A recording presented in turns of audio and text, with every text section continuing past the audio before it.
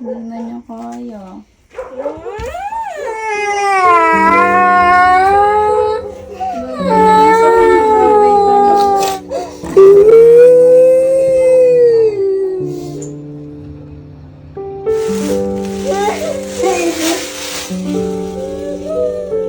So, last month po, pagkatapos po nung birthday ko, may nakakalungkot po na nangyari dito sa amin. At dinamdam po namin to ni Elma.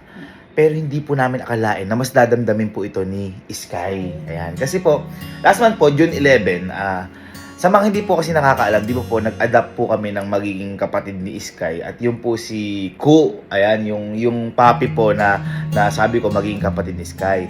At sa mga hindi rin po nakakaalam, binigyan ko rin po si Elma o nag-adapt din po kami para kay Elma. At yun naman si Kuden. Ayan, si Sky parehas nagpangalan Ku at saka Kuden. Ngayon, si Kuden kasi, yung binigay ko kay Elma, is lagi po siyang nandito sa amin. Kaya mas nakakalaro ni Sky yun kasi lagi ding andito si Sky noong mga panahon na yun. And nung dinala na po namin si Kuden sa mismong bahay nila Elma at naiwan dito sila si Sky, kaming tatlo, may masama nga po nangyari nung June 11. Tinamaan po ng sakit si Kuden.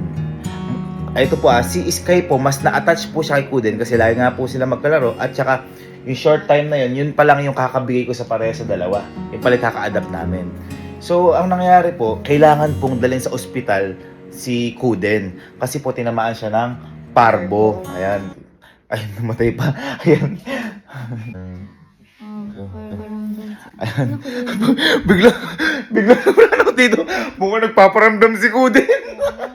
Ayan, tara tuloy natin dito. So, ayan. Ayun, dinala na po namin sa ospital si Kuden noong June 11. Ngayon, hindi po namin in-expect.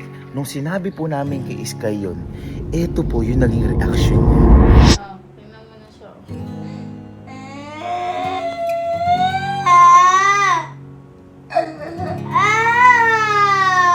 Pupuntahan natin, pupuntahan.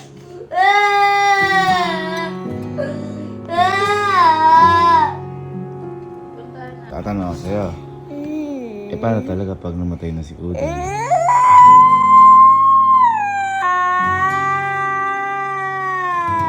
Hindi. Gagamutin nila. Gagamutin. Hindi mo ginagawa. Kaya nga laging mo aalagaan para hindi mo Kasi takasakit. iniiwan mo yan. Kaya, Tingnan mo ito na ginagamot na, oh. Agaling yun. Ginagamot. Ginagamot na. Okay siya.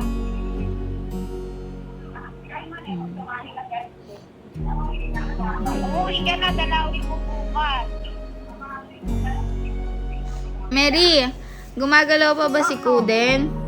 Oo. Gumagalaw pa. Nakasilat lang siya pero yung katawan niya wala.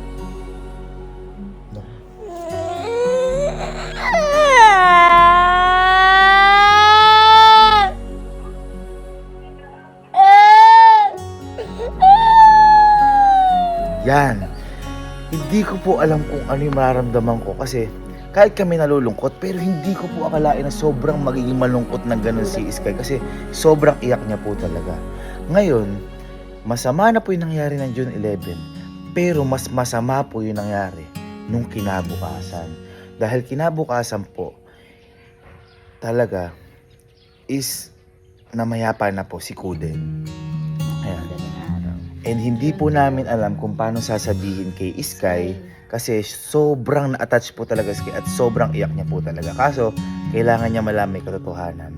Kaya ang ginawa po namin, pumunta na po kami sa kala Elma at inanda na rin po ni Papa, yung Papa ni Elma, na ilagay na po sa kahon si Kuden.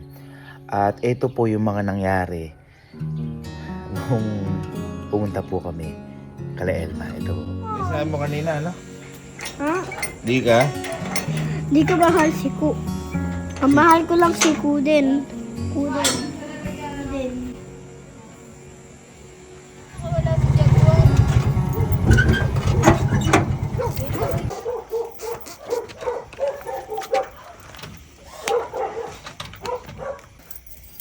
Kasi Jaguar. Jaguar.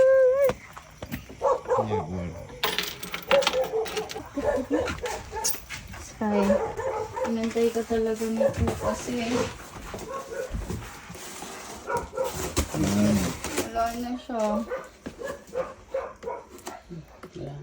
Hindi na niya kaya.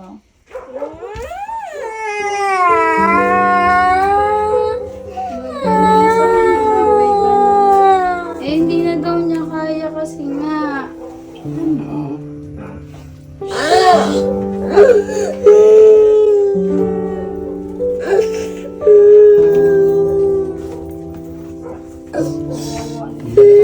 Ilalabas pa natin.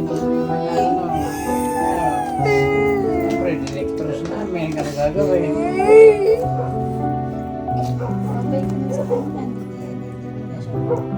Ikikrimit ko na nga kanina. Kaya sabi mo, hintayin ka daw eh. Oh. Ano nga gamot?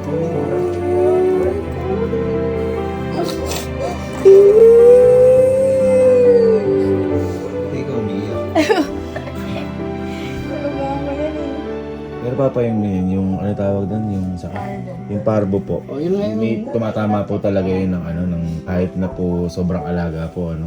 Ngayon sabi nun, puro nga ganun daw. Sobrang alaga.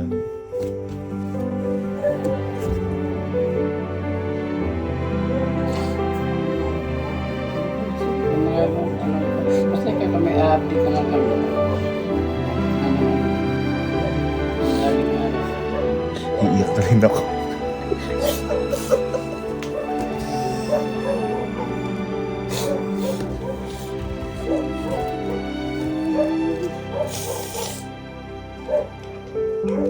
Ha? Gusto may tago yan para maamoy mo pa rin si Kuden? Ha? Sige, tago. Ano tago mo? Sama na siya ni ano. Daddy Pedi? Daddy Petty. Kasama na siya ni Daddy Pedi.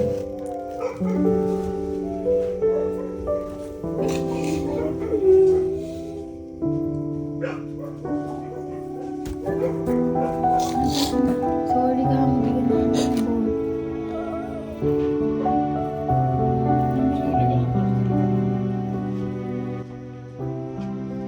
Wala na yun. Kakatas yung ano dyan pag inanuwag. Kakatas pa yan.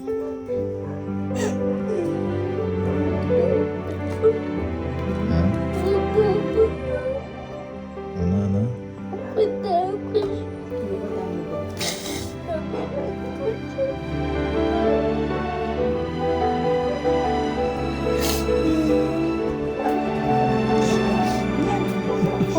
Sabog dito. Ako din naiyak na ako. Sige na, wala na magtakip. Sige. Oo, bukas. Sige, bukas. Yan.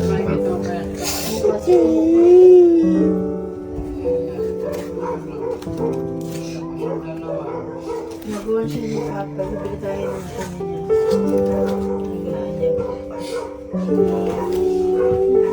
Okay lang. Okay lang.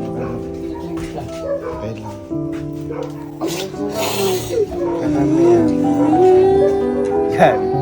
Kahit po kami, naiyak kami ng sobra dahil syempre, malungkot na, tapos malungkot pa si Sky.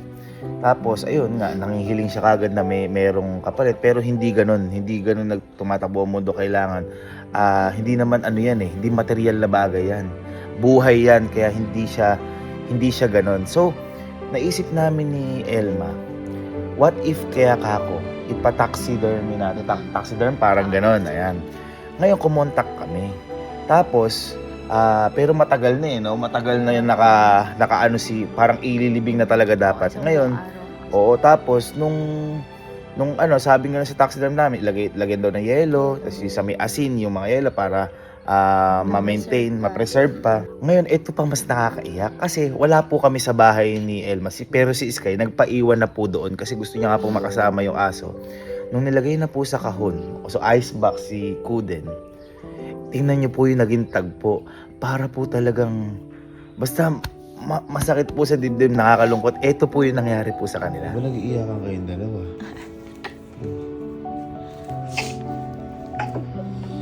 Oh, Nandali siya. 3 weeks lang. Tapos babalik siya ulit sa'yo. Yung ba si Johan? Tapos, Kung nakakandong pa oh. Tapos babalik na siya ulit sa'yo, buo.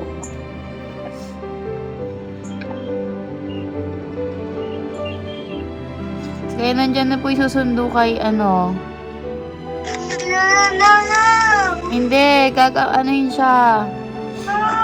Bubuhayin siya. Sige na. After 3 weeks. Sige na, sabihin mo to sa rider, ingatan po. Dali.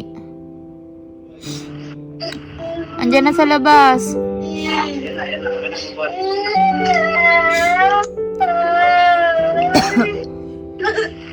Balik din naman sa'yo. Love. Tumayo ka na.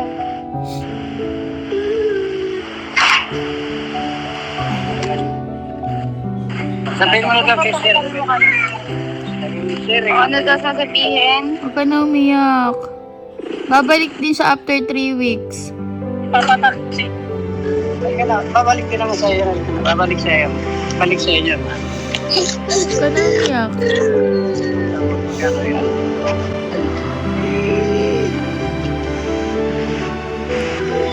Dali ba yan? Yan, kaya po kami, habang nandito po kami, naluluha po kami dalawa ni Elma kasi hindi po talaga biro yung nararamdaman ng bata. First time po namin nakita si Sky umiyak ng gano'n na sobrang lungkot. Parang nakita ko umiyak si Sky ng gano'n yung kay Papa din. Di ba? Naiiyak din siya kay Papa. Tapos, ngayon, nung pinataxiderm namin, nagkaroon ng problema. Hindi ganong nakuha yung pagkaitsura ni... My God. Dito kasi yun lagi. Oo, lagi kasi andito si Kuden. ayun nga, hindi nakuha gano. Kasi nga po, parang, hindi kasi, tsaka yung pag-preserve natin, masyado nang matagal na wala na si Kuden. Isang buong araw na halos, bago pa namin nagawa yung ano. So, hindi nakuha. Ang ginawa namin ngayon, inilibing na namin siya. Pero, meron po kaming na-contact na siya. Ano ko siya pinag? Pampanga Teddy Bear Factory. Ayan, na kaya nilang gawin na halos yun na yun si Kuden na pero syempre laruan na lang. At ang naisip din po namin para yakap-yakapin. So ngayon, padating na rin po yun na lang po hinihintay namin ngayon at isusurprise po namin si Sky doon at sana maibsan yung nararamdaman niya at sana maging yung lungkot niya is masaya.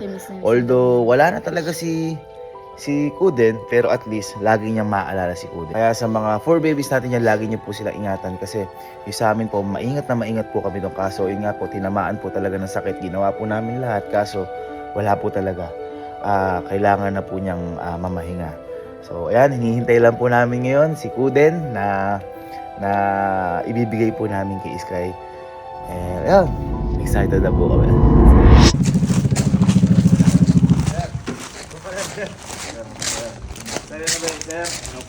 Ito na yung ibibigay namin kay Sky. Kayo hindi niyo pa alam to pero kung naalala mo, di ba, nawala na si Kuden, yung ano ni Sky. Ngayon ito na siya ulit. Hindi totoo nga. Kuya. Pinagawa namin siya ulit. Na parang, ikaw sana multuhin ka ni Kuden. Kanino boy, parang namatay yung dandoon habang nagkukwentuhan kami. Sabi ko yun, si Kuden bilang, ay! Parang taxidermy, parang bubuhayin ulit yung ano niya. Yung kunyari, di ba yung tatanggalin niya yung laman? Oo. Di ba yung parang Pero ito boy, hindi kanina nga abang nag-ano kami, habang tawag, vlog kami, bilang namatay na tayo pa dito. Kaya ngayon, ito na siya boy. Ano yung mga pagkat? Parang ay! Demonyo! Ay! Demonyo! Paano ba ako siya?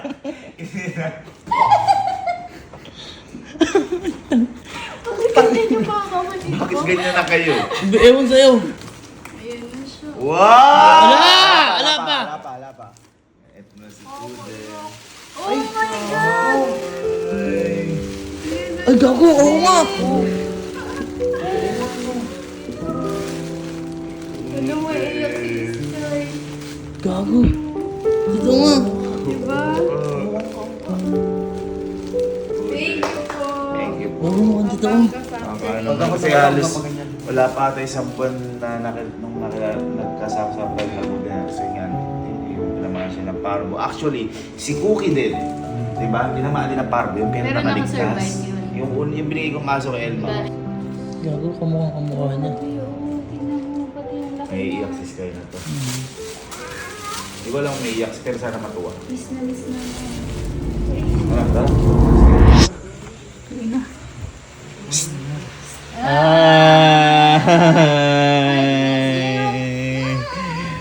Aga-iPad ka na, ha?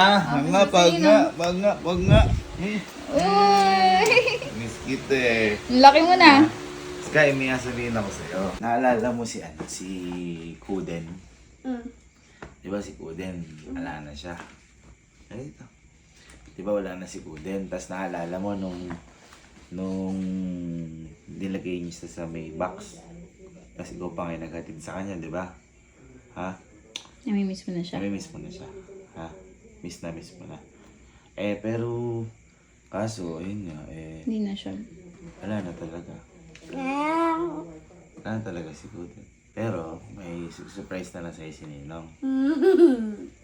Hindi ako tumatawa. Pero wala na talaga si Kuden. Oo, wala na siya. talaga si Kuden. Pero gumawa kami ng paraan para... Opo ka. Buka dito.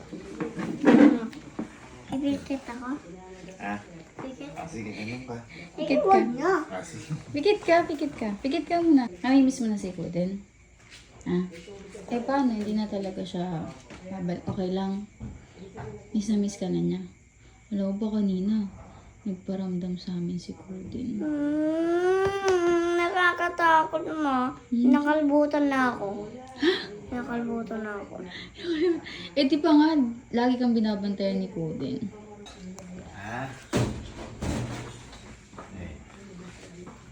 Tingin ka. Nakakaunt pa. Nakakaunt pa. Yan. So, eto. Gift namin to sa'yo. Para hindi ka na malungkot kay Kuden. Di ba? Sabi mo, miss na miss mo si Kuden. Mas gusto mo siyang makita ulit. Ano? Tumitingin tayo sa langit. Langit. Tumitingin ka pa saan? Langit. Bakit? Yung ano. Si Johan. Kasi Si Johan nandun na kasi siya. parang palayaw siya ni Kuden. Si Kuden din. Yan, di ba? Tumitingin ka sa langit para makita mo siya. Ganun mo siya ka-miss. Sige. Eto, regalo pa namin sa ni Ninang yan. Open mo. Ha? Open mo na. Baka ganito. Open mo.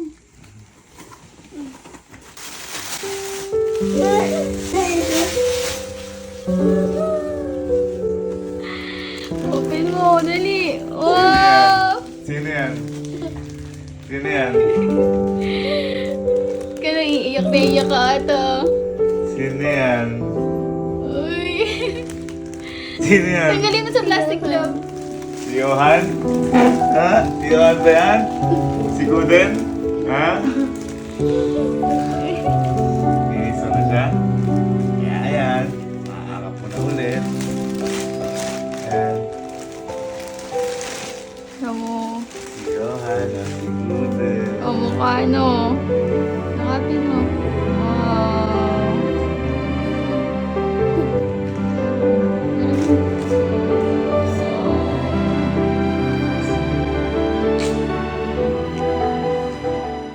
At saka yan, tumatolo. Wah! Ano nga eh?